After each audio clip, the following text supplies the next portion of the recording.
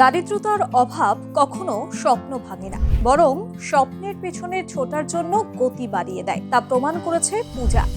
কিন্তু কে এই পূজা? কি তার পরিচয়? কি তার স্বপ্ন? আর কিভাবেই বা সে তার স্বপ্নের পথে এগিয়ে চলেছে, সেই গল্পই আজ শোনাবো আপনাদের এই ভিডিওর মাধ্যমে। আসানসোলের মহিশিলা ৩ নম্বর কলোনির বাসিন্দা পূজা রজক। সেখানেই তার বেড়ে ওঠা, আর ছোটবেলা থেকেই দারিদ্রতা সঙ্গী তাদের পরিবারে। পূজার বাবা পেশায় টোটো চালক, তাই কোনো রকমে সংসার চলে তাদের।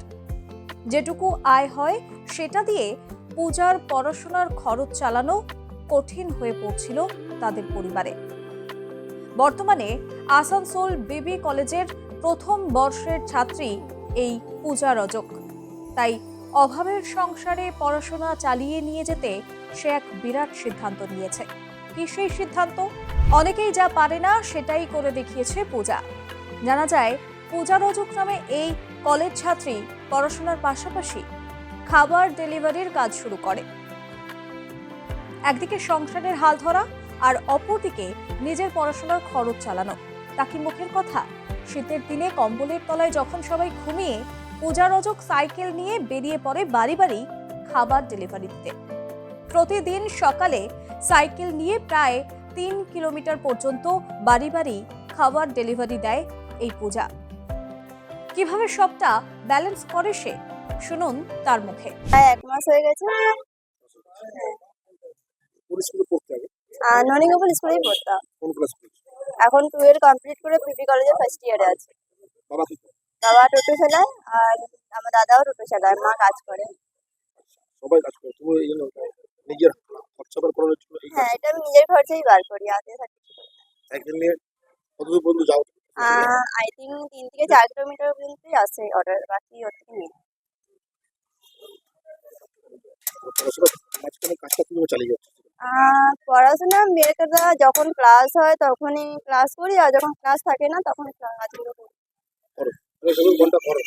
হ্যাঁ, এরকম সারাদিন পড়ে যাও ডেলিভারি? সেরকম সকাল থেকে যদি বেড়াই তো 8টা থেকে বেড়াই, ওই 3টা পর্যন্ত করি প্রায়। পরিবার বলতে পূজার মা, বাবা এবং দাদা। বাবা দাদা দুজনেই টোটো চালক, মাও কাজ করেন কিছু। তবে নিজের পড়াশোনার খরচের জন্য খাবার ডেলিভারির এই সিদ্ধান্তে পূজাকে নিয়ে কি বলছেন স্থানীয় বাসিন্দারা, শুনুন তাদের মুখে। পুজো মেয়েটাকে আমি খুব ভালোই চিনি, দেখা হয়, আমার দোকানে কাজ করে সাইকেলে। পূজা মেয়েটি ওই বিবি কলেজে পড়াশোনা করে, এবং এই ডোমোটো না কি আছে, ওই খাবার উনি সাপ্লাই করে। মেয়েটির নাম হচ্ছে পূজা।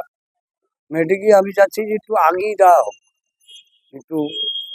ওরা সাইকেলটি যা অবস্থা, সাইকেলটিও খুব খারাপ। তার মাঝখানে ডেলিভারি? তার মাঝখানে ওই সাইকেল নিয়ে ডেলিভারি করে। আমি চাচ্ছি যেন ভালো আরো হয়, আরো আগাত চাচ্ছি যেন আরো আগাতে পারে উনি।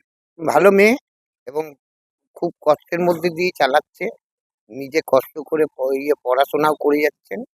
খুবই ভালো মেয়ে, এবং ওর একটু ব্যাকিং করলে মেয়েটা ভালো দাঁড়িয়ে যাবে। সাইকেল নিয়ে খাবার বাড়ি বাড়ি খাবার দিয়ে বেড়ায়।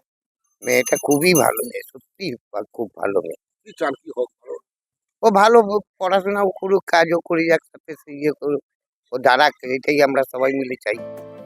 এলাকায় খুব ভালো পরিচিতি পূজার, সবাই তাকে ভালো মানুষ হিসেবে চেনে। সে যেন তার জীবন পথে আরো এগিয়ে যায়, এটাই চায় তার শুভাকাঙ্ক্ষীরা। সব মিলিয়ে পূজা রজকের এই উদ্যোগকে সাধুবাদ জানিয়েছেন এলাকাবাসীরা।